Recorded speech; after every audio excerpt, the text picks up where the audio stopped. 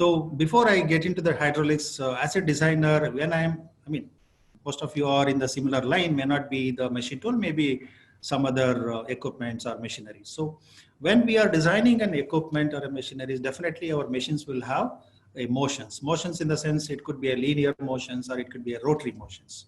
So how do I create my motions? I have many options in the sense I can go with an electrical motor, screw and a nut. I can go with a the cam motions, cam mechanism that I can bring in, or I can bring rack and pinion mechanisms, or I can bring even a pneumatics, and also I can bring hydraulics. So hydraulics, when I have so many options for me to create a linear motion, let's say about 200 millimeter, and with a speed of let's say 2 meters per second. And also at the same time, another important factor that matters for me is the force, how much that I need from the functional point of view. So when I have these features, then the options opens up in front of me as a machine designer. Should I go for a pneumatic? Should I go for an hydraulic? Should I go for a motor? Or should I go for a cam? Or should I go for a gear? Many options that I get. So how do I choose?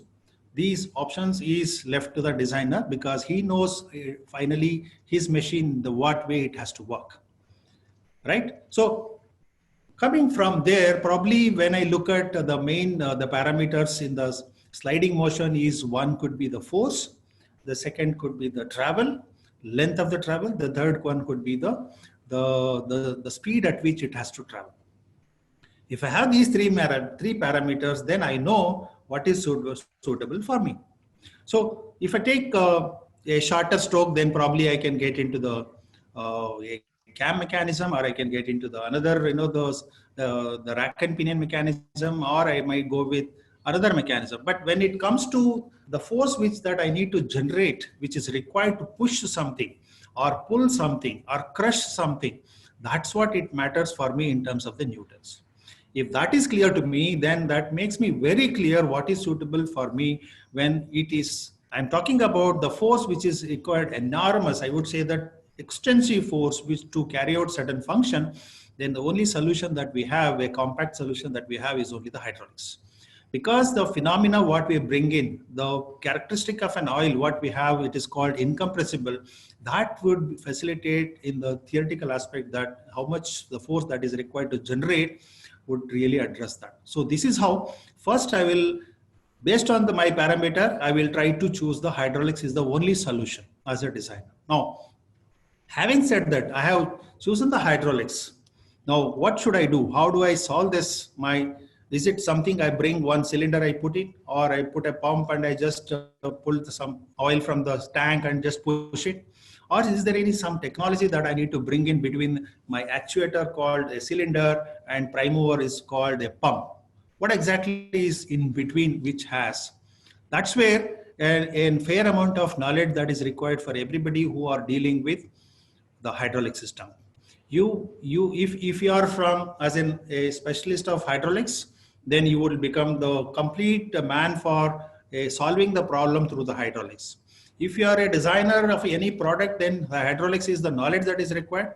Then probably you would be educated to in such an extent where an hydraulics person who is sitting next to you, maybe let's say Swaminathan sir is here, he's a specialist in hydraulics. He may not bother about how the machine works and all. He wants certain input that what is the stroke that he would like to, okay, how many cylinders that are there, okay, what is the speed at which he has to go, then what is the force that is required, whether all the cylinders, actuators are working simultaneously or individually. These are the something that he will take from me as an input. Then he will start working out the design or fabrication of the whole hydraulic system.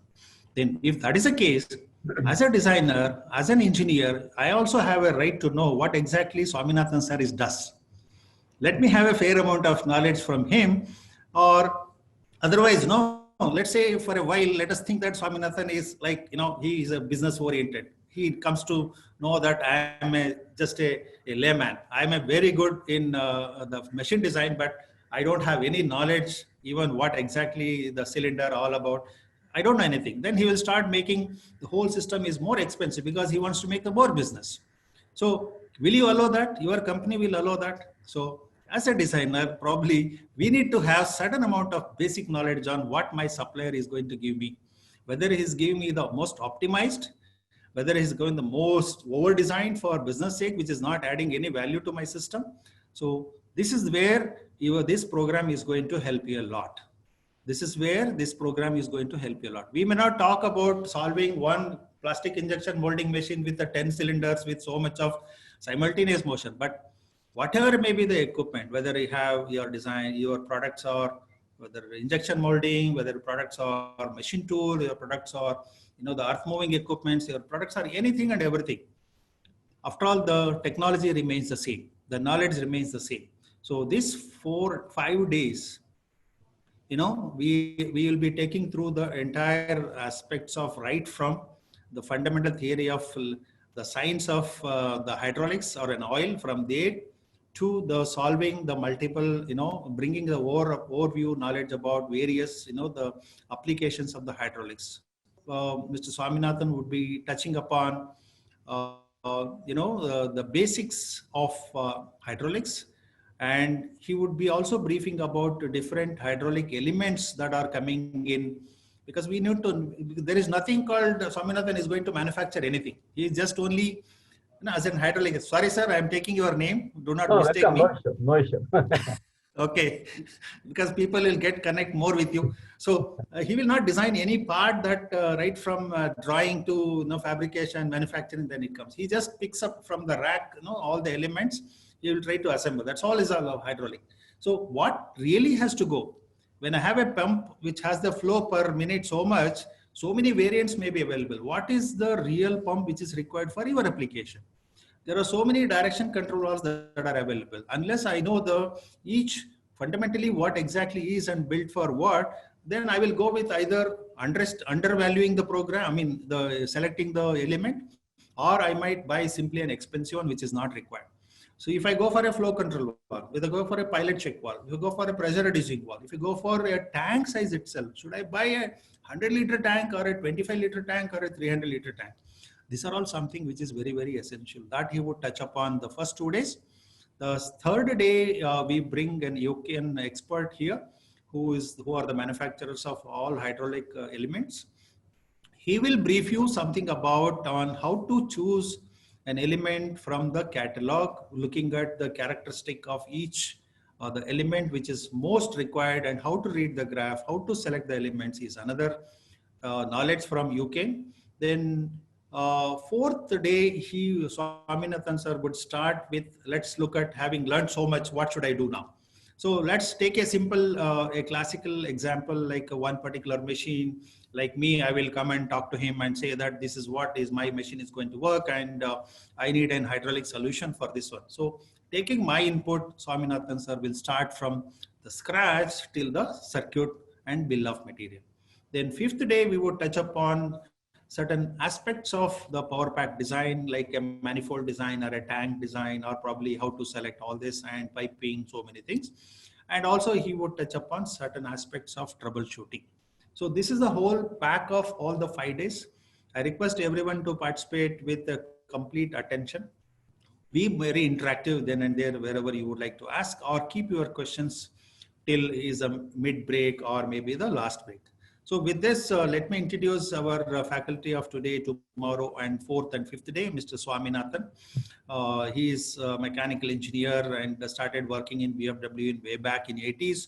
He worked for 1 decade, then he came out of company and started his own company with his partner, Mr. Anil Purohit, and a company called Leonardo Automation, where he was giving a complete solutions on the hydraulics, not only to the machine tools, but also on various like sugar mills. You take any process industry, steel industry, where huge power that is required. So he has an, the enormous the knowledge and experience on the hydraulics. Now it's the right time that he will share some of his experience through this, and what and how and why. Let us see what is hydraulics. Okay. Hydraulics or fluid power is transfer the energy from an energy generating source to an energy use area through a pressurized liquid. That means it is fluid power transfer. transfer of energy through fluid power. Suppose there is a pump, okay, and that is transferred to a cylinder through a pressurized liquid. That is called hydraulics. Okay.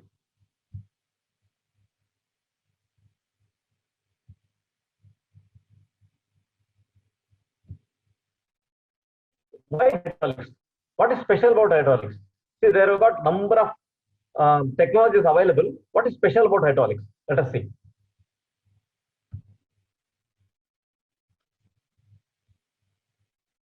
The best power to weight ratio.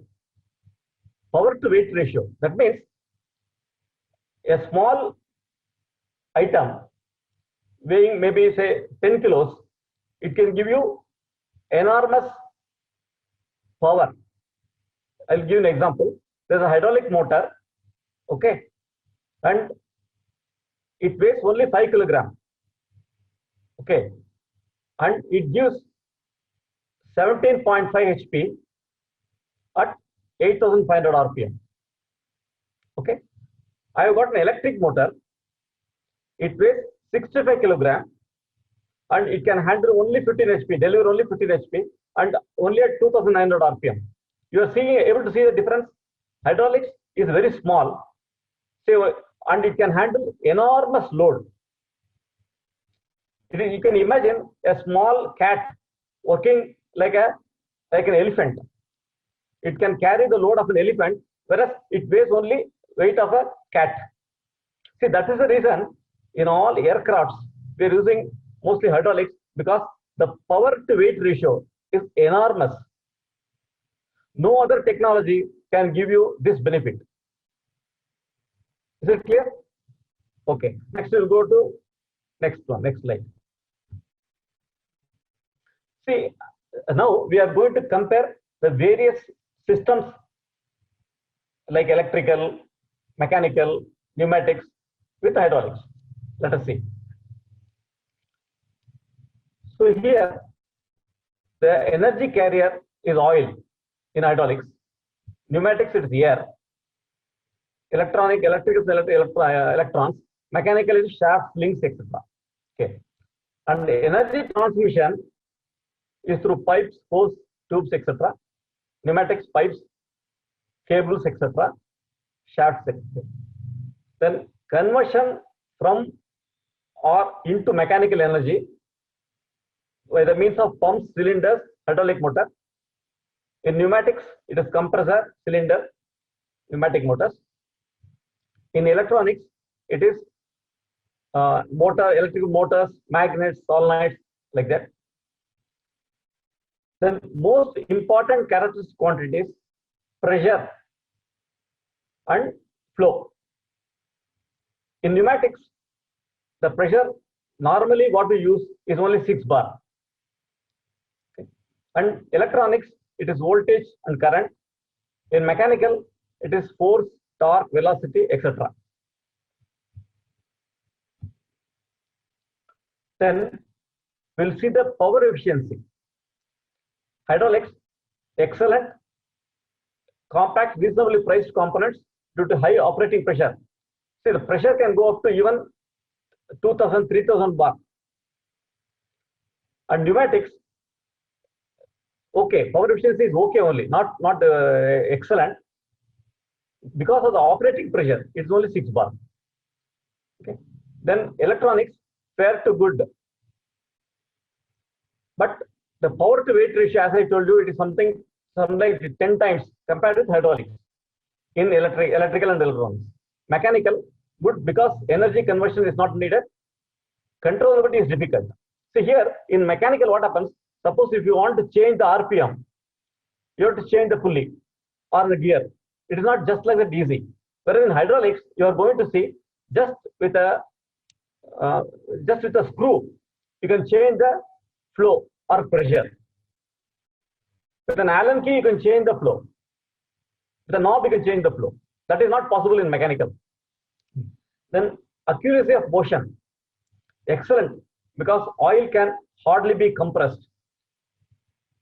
See, you don't say steel can be compressed. Okay. So similarly, oil also up to a particular pressure, it cannot be compressed. Pneumatics, fair, because air is compressible. Because air is compressible, you cannot get very good accuracy of motion. It will move in jerks. Okay. Then excellent in the electronics, excellent with the digital technology. Mechanical, excellent due to positive mechanical connection. Then efficiency. In hydraulics, it is fair to good volumetric and frictional losses during primary and secondary energy conversion. In pneumatics, we don't talk of efficiency because it is a very, very inefficient system and we can handle only a small force because the limitation is operating pressure of air. We limit up to, industrially we limit up to 6 to 7 bar only. Otherwise, getting a high pressure air becomes very prohibitively expensive, very costly it becomes. So we don't talk about efficiency in pneumatics. In electronics, good as long as electricity is available as primary energy. Mechanical, it is fair. Pascal's law. Pressurized fluid, depending on the operating pressure, okay. Say operating pressure is less than 50 bar, 4 meters per second. Then 100 bar, 4 to 5 meters per second. Then beyond 200 bar, 6 to 7 meters per second. Okay. Now, this suction line, why we have to keep the velocity very, very small, very low?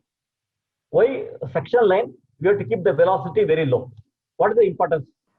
The first slide, the atmospheric pressure we saw, it is the atmospheric pressure which is pushing oil into the pump.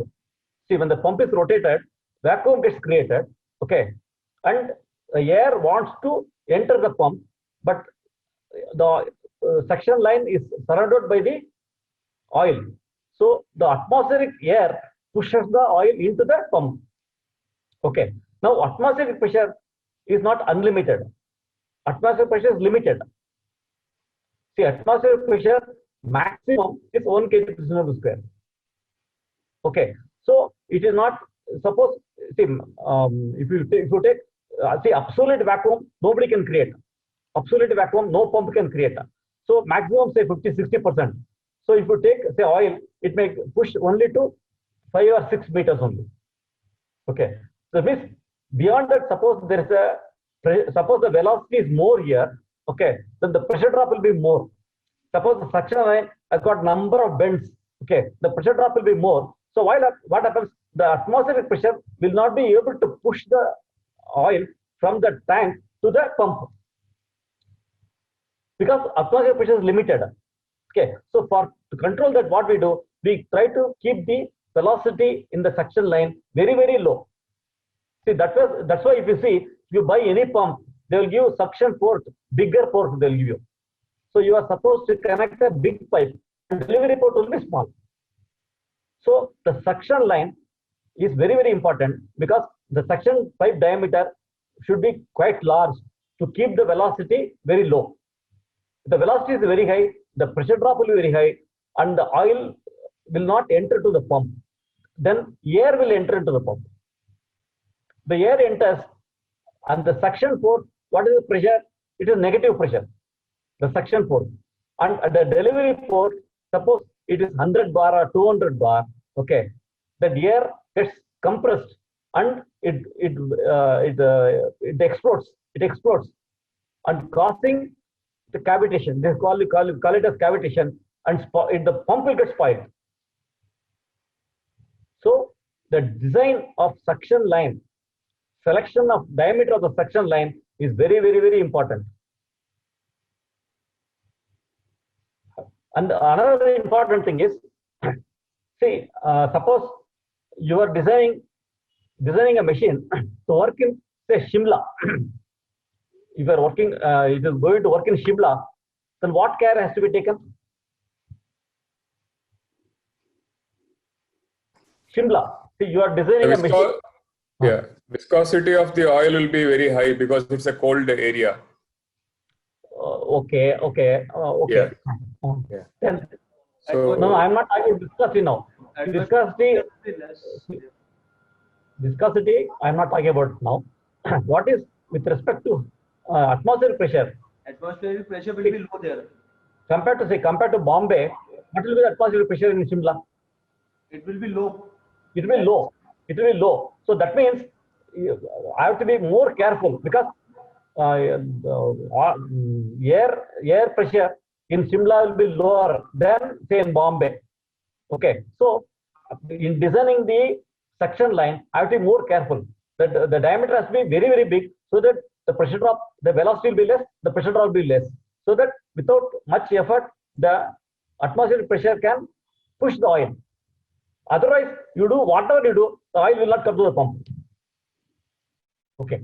Then fluid compressibility. All hydraulic fluids are compressible to a very small percentage if sufficient high pressure is applied. The oil gets compressed to approximately 1.2% of its entire volume when 250 bar pressure is applied.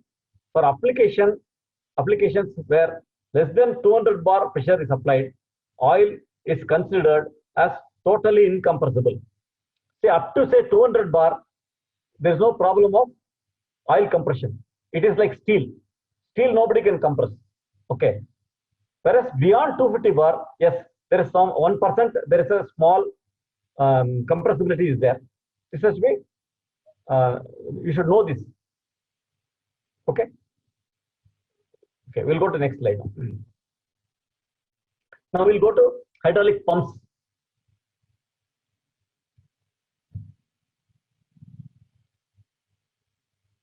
Pumps convert mechanical energy into fluid energy. Turbines, exactly the opposite, convert fluid energy to mechanical form. Classification of pumps. Based on the method by which mechanical energy is transferred to the fluid, there are two types, positive displacement pumps and kinetic pumps. There are two types of that. One is called positive pumps, positive displacement pumps, and kinetic pumps. Positive displacement, we got two types, rotary and reciprocating. Gear, vane, screw, cam or lobe, piston, plunger, diaphragm. There are two varieties, rotary and reciprocating. Then kinetic, radial flow is called centrifugal pump, axial flow, propeller, mixed flow. In our oil hydraulics, we are not going to see this. We are not going to use these pumps because in some next slides we are going to understand why we will not use this. We are always 100% we are using these pumps only. Okay. Now let us study the difference between these two pumps. Let us see.